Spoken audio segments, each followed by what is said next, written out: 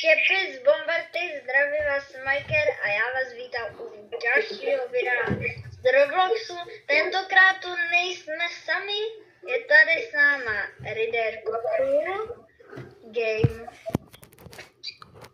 Pozdrav. No, zdravím. By the way, je to na můj YouTube kanál. A jde o to, že dneska se krásně dáme čistou hru na Eggwarsy. Snad budeme mít win, ale to nikoho nezajímá. Před videem, Pokud si myslíte, že vyhrajem na první hru, dejte like. Pokud ne, dejte odběr. Tak můžeme? Nemáme Šimona. Ale to je jedno. Hej, mám se odhalit, Viktore. Pane, Smajkere, mám se odhalit. Ne. OK. Okay. Ale já se chci, no dobrý, tak já se odhalovat nebudu. Jsme na to ready. Tak.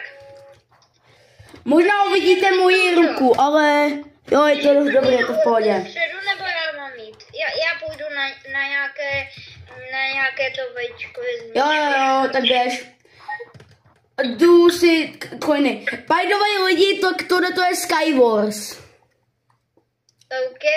A pokud si chcete se mnou dát 1 ve 100 lidí, nebo 90, Pardon. protože max je 100, tak si prostě budeme a dáme si někdy sraz. Že je to tak? Ano. Protože Viktor naučil Riderka hrát Skywars. Je to tak?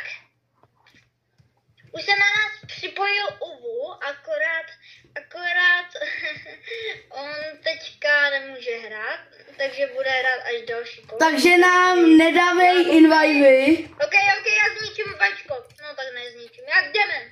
Takže nám nedávej invivy, takže... OK, pomoc. Budeš moc hodnej, když nám nebudeš dávat invivy, to zmrde. Promiňte za to sprosté slovo. Jaké bombardino?